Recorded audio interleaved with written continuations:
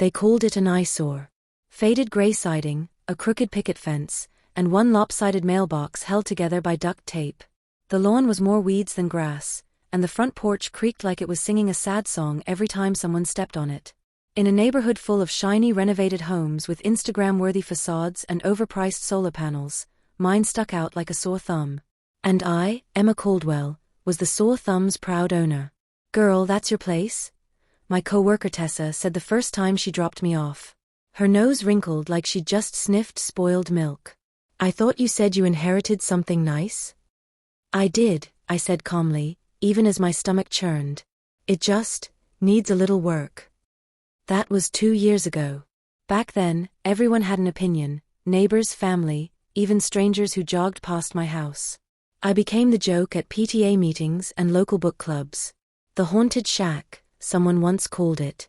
"I'd rather camp in a dumpster," another neighbor muttered, thinking I couldn't hear her. But I did. I heard every word. And I remembered every laugh. Before I tell you what I revealed inside that shut them all up, kindly subscribe to Karma Encrypted. Just one click helps keep these true stories coming. Now let me rewind a bit and tell you how I ended up living in what looked like the set of a horror movie. 3 years ago, my grandmother, my only real family, passed away and left me this house in her will. I was living in a tiny apartment then, juggling 2 jobs and barely making rent. When I received that letter from the estate attorney, I cried. Not because I was sad, but because I thought finally some peace. A real roof over my head. A home. But peace wasn't what I got. From the moment I moved in, it felt like everyone was watching me. Watching and judging. The neighborhood group chat was full of concerns. Someone anonymously slipped a flyer for a demolition company into my mailbox. And one especially charming neighbor, Cheryl, actually asked me if I planned on tearing the house down for everyone's sake. I smiled. Nope. I have plans. What I didn't tell anyone was that I'd been planning this for a long time. When I was a child, I'd visit this house every summer. Grandma's rule was simple: don't go in the basement. Naturally, that's exactly where I went. What I found down there wasn't spooky. It was fascinating. Behind a shelf of old paint cans and rusted tools, there was a hatch.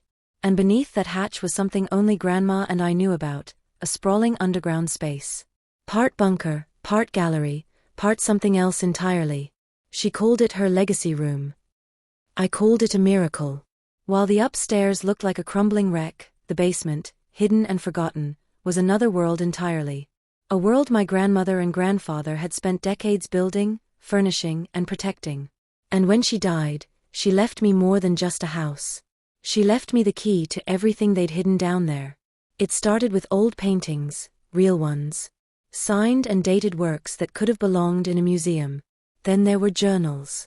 My grandfather had been a quiet man, a painter and an inventor. Turns out he'd patented 6 different designs that had been sold to corporations under obscure names. The royalties? Still active. But the real treasure wasn't the art. It was the vault. Yes. A literal vault. Behind a reinforced steel door in the far wall of the basement, I found boxes, sealed, labeled, and untouched since the 1980s. Inside? Documents. Bonds. Antique jewelry.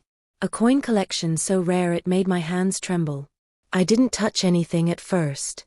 I just stared at it all, overwhelmed. It wasn't just a secret room. It was a legacy so carefully hidden that only someone who truly saw beyond the peeling paint and cracked walls would find it. So while they laughed at my house, called it the ugliest on the block, I was discovering a wealth that couldn't be measured in Zillow estimates. For 2 years, I worked in silence. I used my savings and the first royalty check to fix the wiring, reinforce the roof, and bring in a contractor discreetly. I focused on inside-out restoration, leaving the exterior almost untouched. I knew they'd laugh louder the worse it looked. And that was the point. Let them laugh. Let them judge. They didn't know that beneath the dusty floorboards and peeling wallpaper lay a secret that would one day make them choke on their smugness. And then last Thursday, the moment came. My neighbor Cheryl stood outside, arms crossed, watching as I placed a small white sign on the front gate. It simply read, "Open house, 1 day only." I caught her smirk. "Oh honey," she said with a snide laugh. Trying to sell that dump? No, I replied. Trying to show people what beauty really looks like. I opened the gate and walked back inside. I heard her scoff behind me. But within 20 minutes, the line of visitors stretched down the block. And the moment I let them in, not a single person laughed again. Not when they saw what I had built. Not when they discovered the truth beneath the surface. And definitely not when the appraiser showed up, took one look at the basement, and muttered, "Jesus Christ, this place is worth millions." I didn't expect that many people to show up. Honestly, I thought I'd be lucky to get a handful of curious neighbors, a couple of real estate agents looking for gossip, maybe one local reporter if I was really lucky. But what I saw through the cracked blinds that morning. A line of cars wrapped around the block. People parked on the next street and walked over, whispering and pointing at my house like it had grown a third story overnight. My palms were sweating. Not because I wasn't ready, but because I was. Everything had been cleaned, dusted, and arranged. The upstairs was still rough, on purpose. I left the peeling wallpaper and the squeaky floorboards in place. The original furniture was untouched, faded with time, and positioned as if Grandma might walk in any minute. It was all part of the illusion. One last laugh before the curtain dropped. But the basement? That was where the real story began. At exactly 10 a.m., I opened the front door. The woman at the front of the line was in heels and a camel-colored blazer, the type that screams luxury home flipper. She gave me a polite, condescending smile. "Hi," she said, as if I should thank her for being there. "I'm Dana Withers. I run the Instagram page Flip Queens. This house has been going around our group chat. We're curious." I nodded. "Come in. Shoes off, please." Dana stepped over the threshold with the grace of someone trying not to breathe in mold. Behind her came a stream of others, neighbors, influencers, a guy with a camera strapped to his chest, and even Tessa from work. She looked like she'd swallowed a lemon whole when our eyes met. The house groaned as it filled. Creaky boards moaned under expensive shoes. I let them whisper. Let them laugh. Let them think they were here for a joke. When the last person came in, I cleared my throat. "Before we begin, I just want to say, thank you for coming," I said. "I know this house isn't what most people expect. But today, I want to show you something you don't expect." Dana raised an eyebrow. "We love surprises," she said with a smirk. I turned to the hallway closet, opened the door, and reached into the back. A soft click sounded as I slid back a wooden panel, revealing a narrow staircase hidden behind what looked like insulation. A few gasps followed. "Right this way," I said. One by one, they stepped down. The laughter faded. The murmurs turned to silence. And the moment they reached the bottom, it hit them. The ceiling down there glowed. Not with LED strips or gimmicky lighting, but with custom stained glass inlays my grandfather had installed by hand. Light filtered in from narrow ground-level windows, refracted into 100 colors that danced across the concrete floor. The walls were lined with velvet-covered shelves, each one showcasing artifacts, art, and letters. "This can't be real," someone whispered. "Is that a Monet?" "It's like a museum." The room was climate-controlled and pristine. It smelled faintly of cedar and old paper.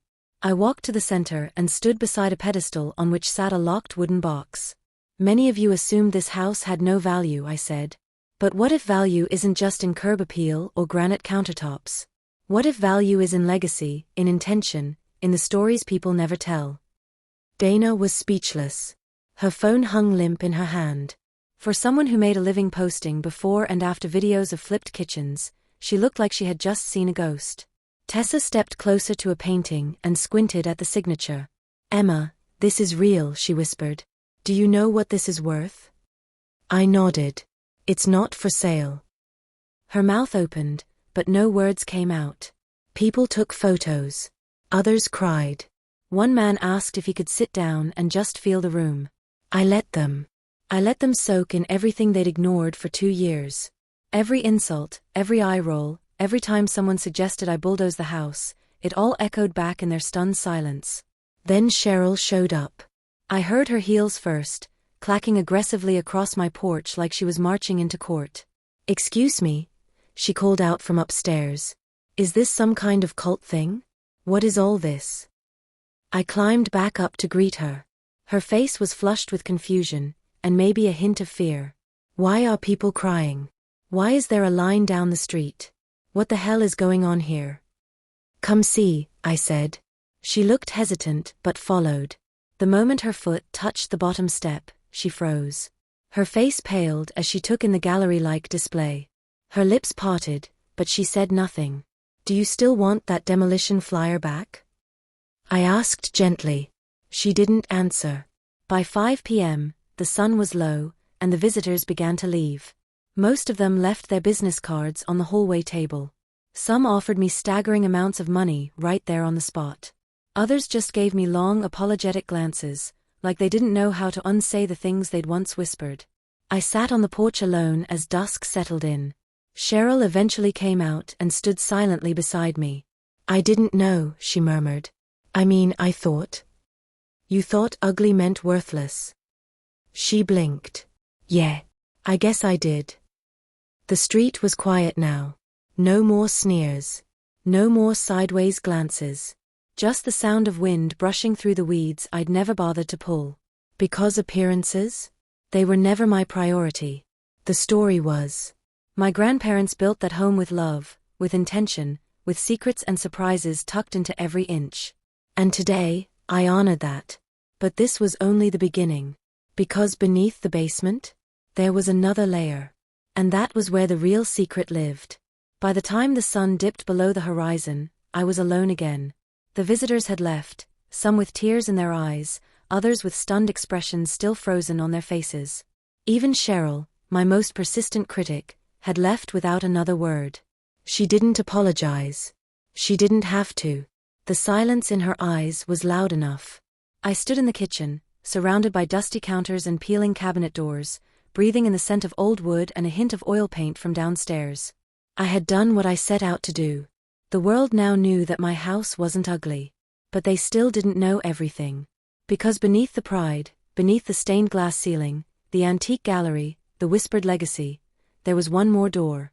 One I had never opened. Grandma told me once, quietly, and with a rare flicker of fear in her voice, if you ever find the second vault, Emma, be sure you're ready before you step inside. Back then, I thought it was just a story. A touch of mystery to entertain a child who spent her summers reading dusty books in the attic. But after discovering the hidden basement, I realized she wasn't just playing make-believe. She was warning me. That night, I stood alone in the gallery beneath my house, staring at the west wall. The regular visitors had never noticed anything unusual. Why would they? The brick was clean, the lighting subtle. But I knew what to look for. At eye level, 4 small indentations formed a perfect square. I retrieved the carved box from the pedestal and opened it with the key my grandmother had sewn into the hem of one of her quilts, another clue she'd quietly left behind. Inside were 4 crystal tokens, each no bigger than a quarter, etched with delicate markings. One by one, I pressed them into the indentations. For a moment, nothing happened. Then, click. The wall gave a soft mechanical whir and slowly slid open, revealing a narrow hallway that extended into shadow. The air that rushed out was cooler than the gallery, thick with something ancient. I stood at the threshold, heart pounding. This was it. The final piece of the puzzle. The hallway was lined with narrow brick and vintage light fixtures, most still intact. As I walked, a sense of reverence settled over me. My grandmother hadn't just created a gallery, she created a vault for something even more precious than paintings or bonds. At the end of the hall stood a heavy door made of reinforced wood and iron bolts. It looked like it belonged in a medieval castle. I took a deep breath, gripped the handle, and pulled. The hinges moaned open, revealing a room unlike anything I had seen before. It was a studio. Not just any studio. His studio. My grandfather's.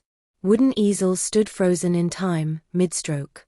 A palette, still holding dried globs of color, sat beside a stool covered in paint-stained rags. The walls were lined with sketches, hundreds of them. Unframed, untouched. Portraits of people I didn't recognize. Places I'd never been. Concepts that felt more like dreams than ideas. But what took my breath away was the center of the room.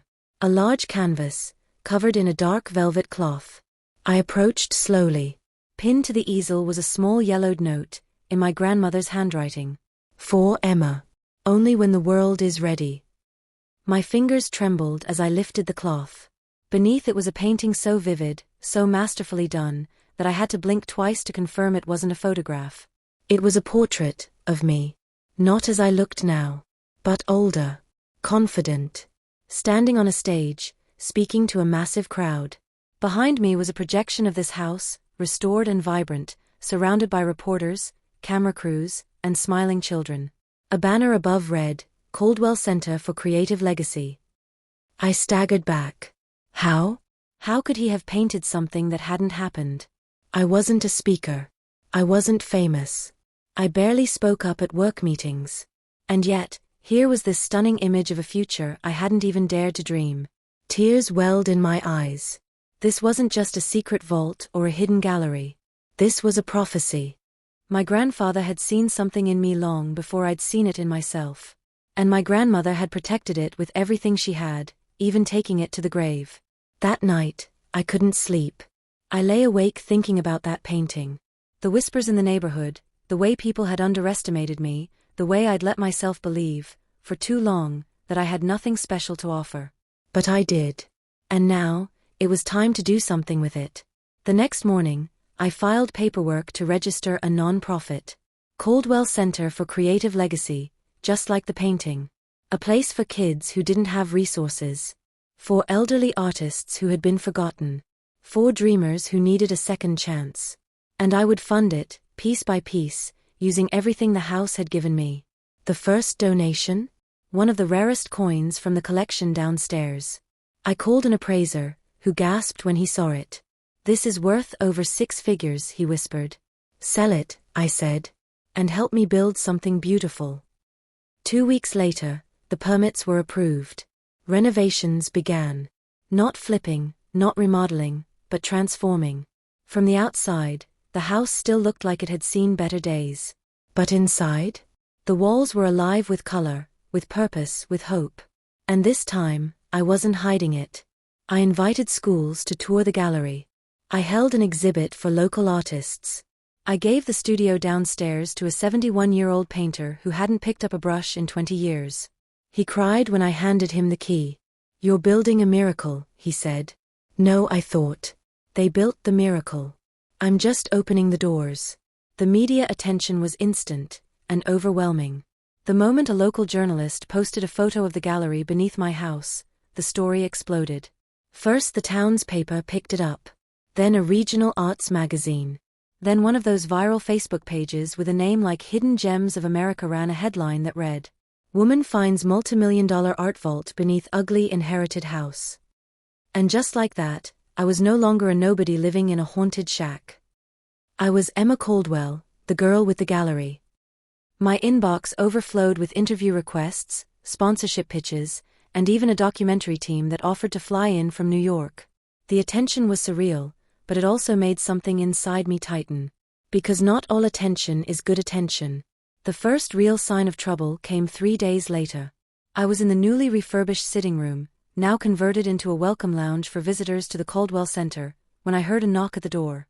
A tall woman in a navy suit stood on the porch holding a clipboard. Emma Caldwell? She asked, smiling thinly. Yes. I'm here on behalf of Mitchell Langford. He's filed a petition claiming partial ownership of your property and its assets. I blinked. Who? Mr. Langford alleges he is a direct descendant of your grandfather through an unacknowledged child. My stomach dropped. I don't know that name. She handed me the envelope. Inside was a formal letter notarized, with legal jargon I didn't understand but one sentence that stood out like a punch in the chest. Mr. Langford seeks 50% of all assets, including artwork, precious items, and intellectual property connected to the Caldwell estate. I felt cold all over. Who was this man? Was he telling the truth? Had my grandfather really fathered another child, one we never knew about? I called the estate attorney who'd handled Grandma's will. His voice was tight, cautious. I've never heard of a Mitchell Langford, he said.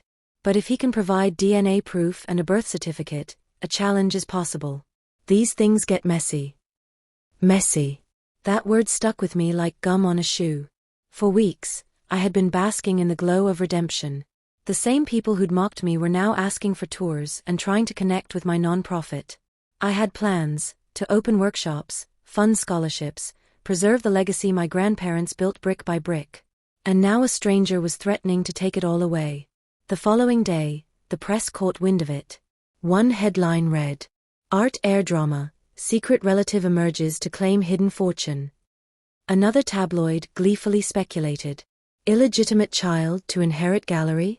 Ugly house saga takes dark turn." Just like that, the respect I'd worked so hard to build started to erode. Reporters began asking if I'd stolen the inheritance. Internet trolls accused me of hiding the truth. I even saw a TikTok video suggesting I was probably a scammer with a Pinterest basement. I cried in the shower that night, furious and scared. I wasn't afraid of losing the money, or even the attention. I was afraid of losing what mattered, the integrity of what I'd built. The idea that a stranger could bulldoze everything I stood for by waving a piece of paper. But the next morning, I wiped my tears and got to work.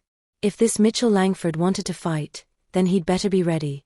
Because I wasn't the same scared, silenced girl who once flinched at her neighbor's smirk.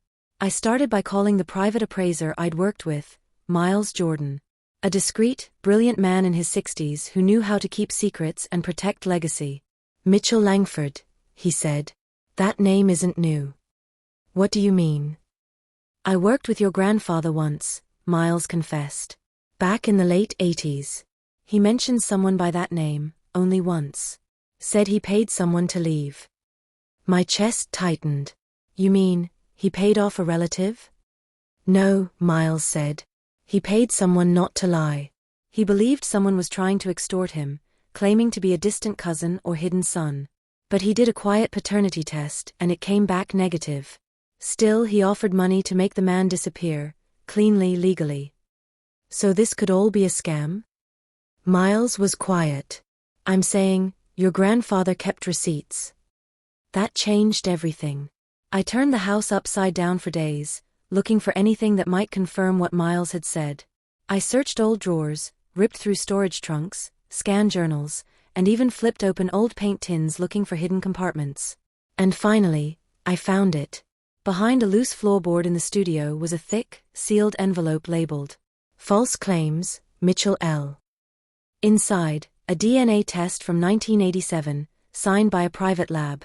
Results, 0% match. And a typed letter from my grandfather. "Let this be final. The name Langford dies with this lie." I felt the blood rush to my head. It was real. It was all there. I scanned the documents, forwarded them to my attorney, and prepared my public statement. The next day, I stood on the porch where this all began. This time, with cameras facing me, not laughing at me. Today, I want to speak not as the owner of this house, but as the granddaughter of the people who built it with their hands, their hearts, and their truth. The recent claims of disputed inheritance are not only false, they are deeply disrespectful to the legacy of two honest people. I have proof. And I will not allow this center, or the community it serves, to be threatened by lies. Reporters nodded. Some even clapped. Later that night, my inbox was full again, but this time with support. Donors pledged to help protect the Caldwell Center. A law firm offered pro bono help to ensure no one else could lay claim to the estate. And a woman named Linda, whose daughter had been inspired to paint for the first time in years, sent me a message that broke me. "They may try to steal the gold in your vault, Emma. But they can never steal the gold in your heart." I closed my laptop, leaned back, and stared at the painting my grandfather had made of me. Maybe he did know what was coming. Maybe he'd seen this fight all along. But what he couldn't have predicted was just how far I was willing to go to protect what he left behind. And I wasn't done yet.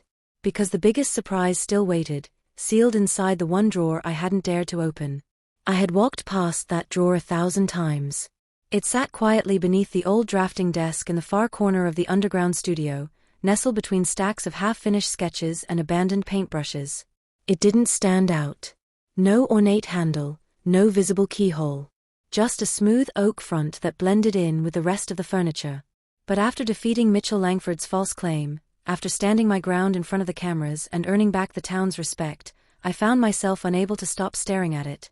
Because my grandfather was meticulous.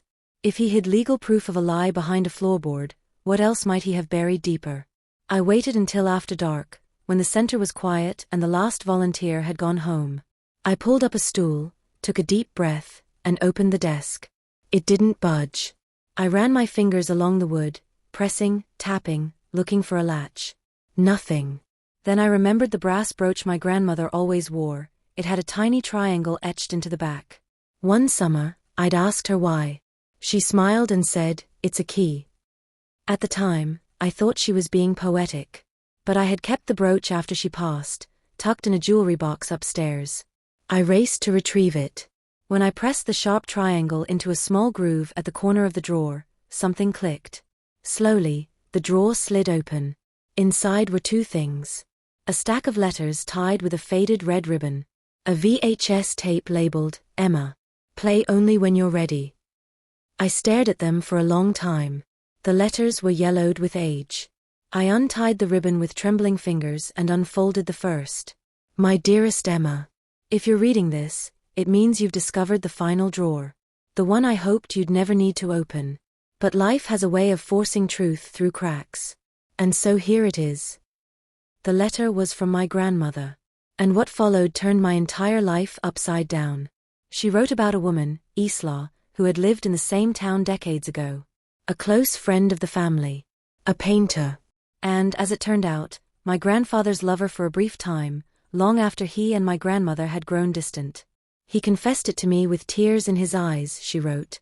"I forgave him. But what broke me was the child. A girl named Grace. Your aunt." I dropped the letter. There was a secret child. Mitchell Langford wasn't him, but someone was. The next letter confirmed it. My grandmother had known about Grace for years. She never told anyone, fearing it would disrupt the life she and my grandfather had tried to rebuild. But when Grace died young in a car accident, her daughter was taken in by a foster system that never traced her back to the Caldwells.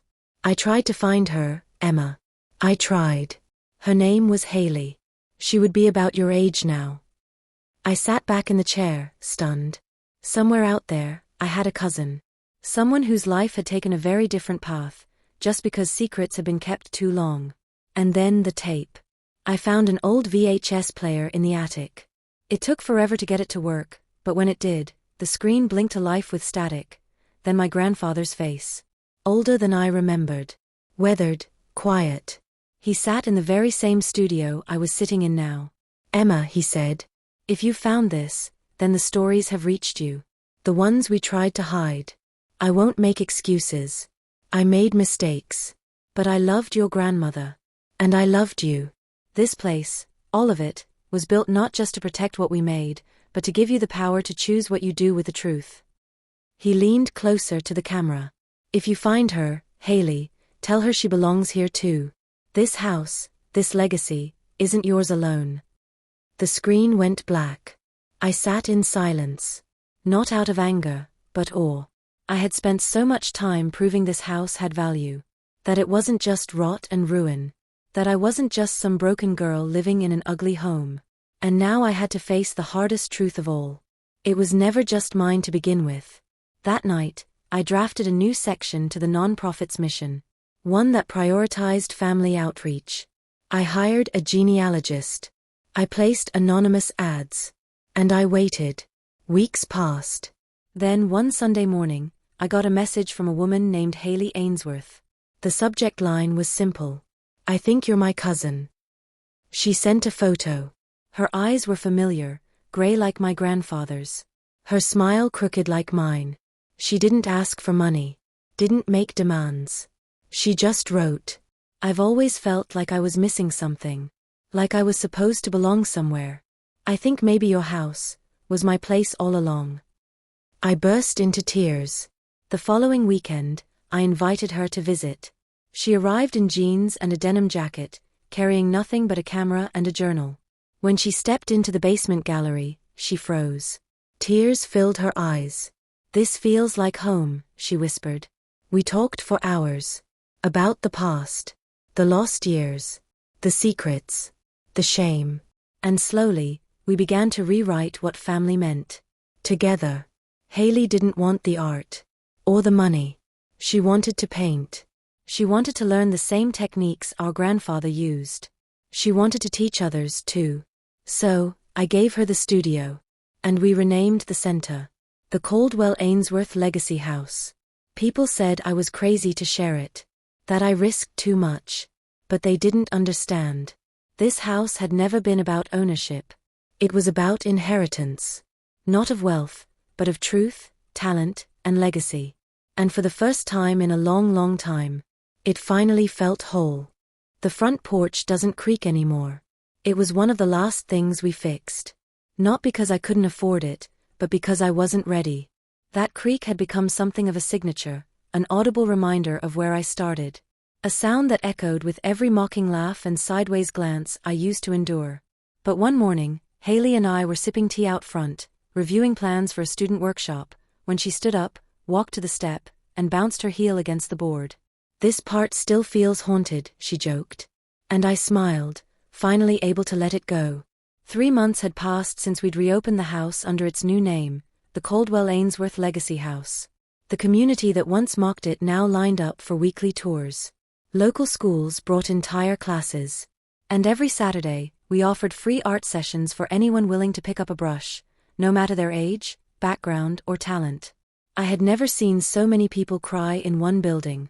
Not out of sadness, but recognition. As if they could see themselves in these imperfect walls.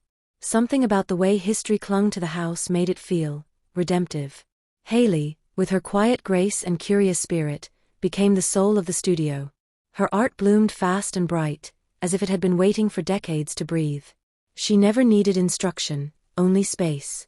One afternoon, I found her staring at one of our grandfather's unfinished canvases. It was abstract, wild with color and depth. She touched the edge of it and whispered, "I feel like I know how this ends." I nodded. "Then finish it." And she did. The final painting now hangs in the center of the gallery. Below it, a small plaque reads, "Legacy isn't what you inherit. It's what you honor." But even with all the growth and healing, I kept feeling like something remained undone. There was still one locked cabinet in the farthest corner of the basement, a tall chest with a missing key and no label. I hadn't forced it open. It felt sacred. Like it was waiting for the right moment. That moment came unexpectedly. It was raining. A soft, sleepy Tuesday. No visitors. Just the sound of water tapping the window panes and Haley humming in the background while organizing charcoal sets. I was restocking frames when I knocked over a ceramic jar. It cracked, spilling a pile of rusted nails and at the very bottom, a tiny bronze key. Something inside me said, "Try the cabinet." It fit perfectly. Inside the cabinet were 2 items. A small wooden box wrapped in velvet. A manila envelope marked, "Read this last." I opened the box first. Inside was a necklace, a pendant I recognized instantly. My grandfather had worn it every day of his life. I'd assumed it was sentimental. But when I lifted it, I noticed it opened like a locket. Inside were miniature photos, tiny black and white portraits of Grandma and a baby. But it wasn't me. It was Grace, Haley's mother. He had kept her close, all those years. Then I opened the envelope. It contained a handwritten letter, dated the day before his death. "Emma, if this reaches you, it means you've proven your heart. You've done more than protect our home. You've given it back to the world. There's something else you should know." I held my breath as I read. The letter revealed that my grandfather had amassed a small fortune, not just from art, but through a decades-long licensing agreement with a museum in Europe that had used his techniques in restoration work. He had never told anyone. Not even Grandma. The royalties had been sent to an anonymous account set up under my name at age 8. "This fund is not for you, Emma. It is for the people you'll help. Use it for scholarships. For expansion. For anything that carries our family's truth forward. And remember, a house is not made of walls. It is made of stories." The account held just under $4.2 million. I couldn't speak. I couldn't cry. I just stood there, heart pounding, realizing that every quiet sacrifice, every hidden truth, every strange instruction from my childhood, it had all been building to this. A legacy not meant to be hoarded, but shared. That night, Haley and I walked through every room together. Upstairs, downstairs, past every brick, every brushstroke, every hidden door. The creaky boards were gone, but the soul of the house remained. As we stood on the front steps, lights glowing warmly behind us, she said something I'll never forget. This house was never ugly, Emma. It was just waiting for someone to see it. I looked around at the home that had once been the town's joke. Now it was on the cover of Architectural Spirit, listed as one of the most transformative creative spaces in America. The president of a national arts foundation visited last week and offered us a multi-year grant. The house that everyone laughed at? It was now changing lives. And still, I kept one photo by the front door. A before shot. Faded siding. Crooked fence. Dead grass. Below it, I added a note. They laughed at my ugly house, until they saw the secret inside. And every time someone walked through those doors, I'd smile and say, "Welcome. Let me show you the truth beneath the surface."